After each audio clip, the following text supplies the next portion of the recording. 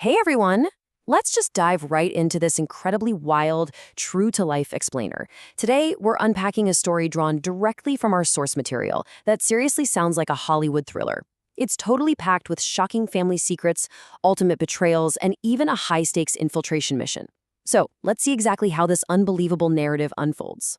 Seriously, put yourself in these shoes for just a second. What would you do if a complete stranger walked right up to you and told you that your impoverished family is actually secretly worth billions? I mean, how would you even react? Well, this is exactly the unbelievable situation our main subject, Liz, finds herself in. We're bypassing a traditional agenda today to just drop right into the suspense of Liz's reality. Her whole world gets flipped completely upside down, and to understand just how massive this shock is, we really need to look at where she started. Section 1. From poverty to secret wealth. So, Liz grew up in this tiny, creaking house, eating the same repetitive meals of beans and rice day after day. But look at age 7. She has a bedwetting accident, and instead of getting angry, her dad just hugs her, wipes her tears, and tells her it's going to be okay. That establishes this incredibly deep, unconditional love between them. Fast forward to age 16, and man, the stakes absolutely skyrocket. Her loving dad desperately needs vital heart surgery, he can't work, and Liz is waitressing just to help the family survive.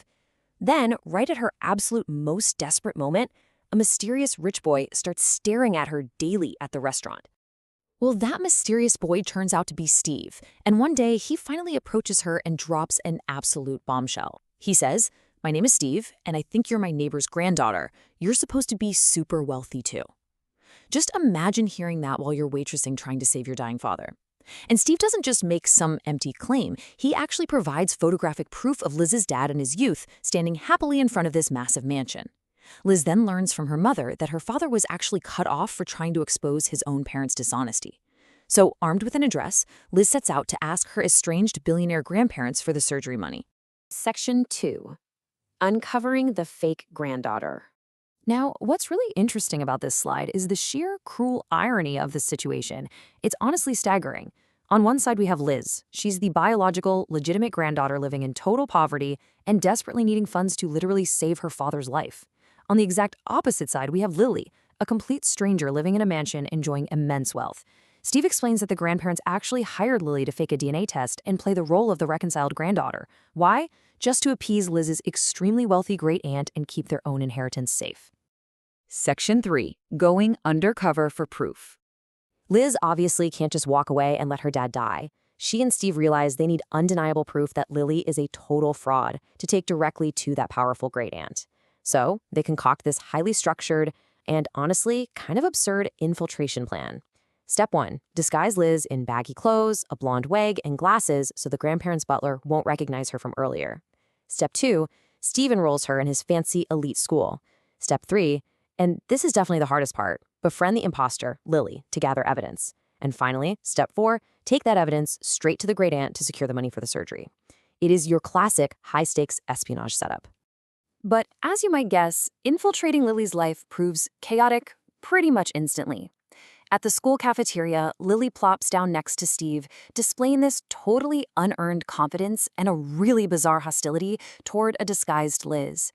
She literally calls Liz ugly right to her face and then tries to publicly humiliate her by challenging her knowledge of the school's latest dance craze. She demands, "I bet you don't even know the latest dance craze. How can you even call yourself a student here?"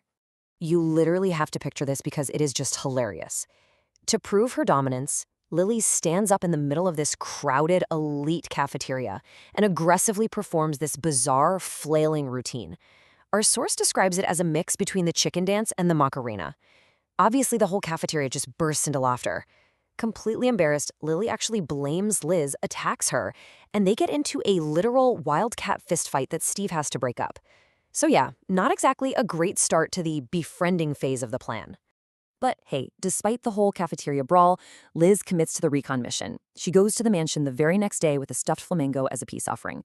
And the details of this visit are absolutely wild. Lily is super erratic. She beats Liz at speed chess while calling her a loser and literally flips over a Scrabble board when she loses. But the real takeaway happens out in the hallway. Liz witnesses her biological grandmother screaming bonkers insults at a maid and viciously demanding Liz leave the house. The environment there is just incredibly toxic. Completely overwhelmed, Liz just wants to give up and go home, but Steve stops her. He tells her she deserves a better life, and he explains his own motivations for helping. He actually calls himself a truth warrior. He basically likens himself to a modern-day Robin Hood, except he specifically notes he doesn't steal, he just can't stand by and let evil win. I want you to keep this truth warrior concept firmly anchored in your mind, because it's absolutely crucial to understanding the mechanics of our story a little later on. Section 4. Exposing the truth. Spurred on by her kind of growing romantic feelings for Steve and the fact that Lily suddenly accepts her as a best friend, Liz stays. And when Lily blows off a mall trip, Liz follows her to a bus stop at the edge of town, perfectly arming herself for the upcoming battle. She pulls out her phone and secretly records the whole thing. She captures Lily handing wads of cash to an older woman who actually turns out to be her real mother. Even better, she captures Lily verbally confessing how much she hates the rich old couple and that she's just waiting for her final payment for acting like their loving granddaughter. This is exactly the smoking gun they need. So Steve and Liz take this amazing evidence straight to the great aunt's massive charity gala, but the second they arrive, Lily grabs a microphone, marches right up to Liz in front of the entire room, and rips her blonde wig right off her head. See, Lily thinks she's exposing Liz for kissing Steve in the park earlier, shouting into the mic, "Look, everyone, see how fake this girl is? She's a fake snake." She is fully trying to publicly destroy Liz. But Liz, she doesn't back down for a second. She takes total control of the room, confidently turning the tables with this massive truth bomb. She fires back, "I'm Liz, the real granddaughter. And this girl right here, she's a con witch." She exposes the entire conspiracy right there in the middle of the gala, explaining to everyone how her grandparents hired a total fraud while her own sick father struggles to even survive. Of course, the great aunt demands proof. I mean, who wouldn't? But Liz's flawlessly structured evidence leaves the grandparents with absolutely nowhere to hide. She presents the undercover video of Lily's confession, paired perfectly with her own legitimate DNA test. The great aunt is furious. She immediately banishes the grandparents from the gala, proving that Liz has finally won the day.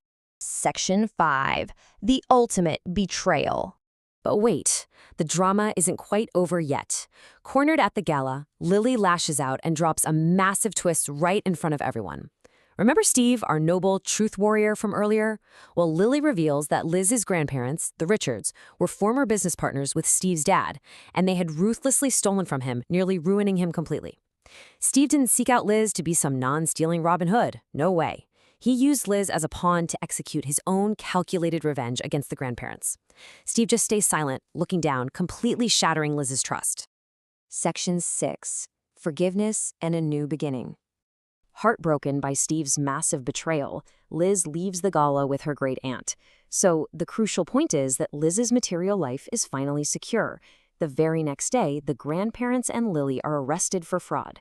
Weeks later, her dad's heart surgery is a total success. He recovers, accepts a job in the great aunt's business, and Liz's family moves in, finally rich, healthy, and happy.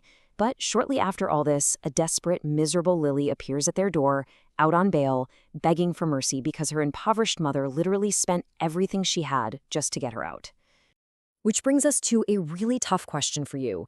Could you be as merciful as Liz?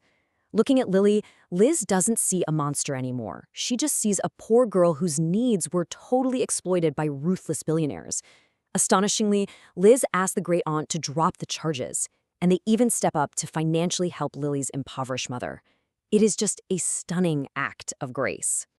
And you know what? That grace extends even further. A few weeks later, Liz's dad brings a guest home, Steve.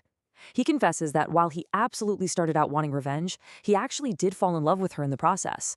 He asks for a second chance, offering this humorously absurd apology, promising to put in the effort and take things slow, like a turtle doing yoga.